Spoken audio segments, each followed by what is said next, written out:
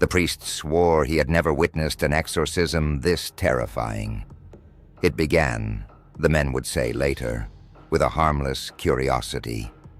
A teenage boy, Robbie Mannheim, and a talking board. A name spoken for a dead aunt. A whisper that should have been nothing more than childhood mischief. But once they called, something answered. Small knocks at first. The air going cold in the corners of the room. The family dog howling and refusing a doorway. Then the house grew louder. Beds shook without touch. Furniture slid. Scratches bloomed on skin like warnings. Robbie's voice changed. It became a thing that did not belong to a boy. It spoke in guttural sounds, in languages he had never learned, and it spat blasphemies no one had taught him.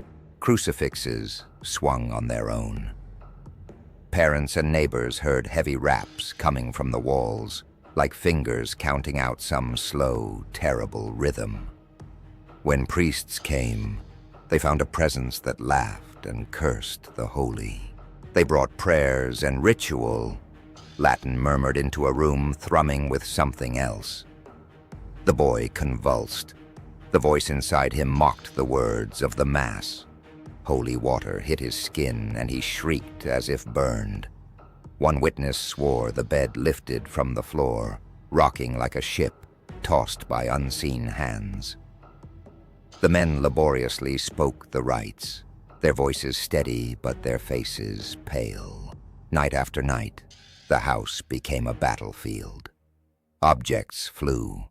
The boy's body became a canvas of bruises and marks, and the thing that claimed him spoke through lips that were not his. But the priests kept their vigil. They named the demon. They hammered at it with prayer and sacrament until after weeks that felt like an eternity, the sounds stopped. The shaking ceased. The voice grew weak and then was gone. Robbie, the boy who had asked questions for fun, returned, bewildered, exhausted, and silent about the dark that had passed through him. The priests left with their notebooks and their tired hands. Some never spoke of every detail again.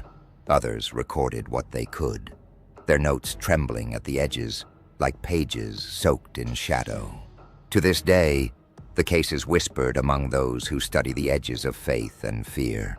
A teenage boy, a curious board, and a presence that answered back.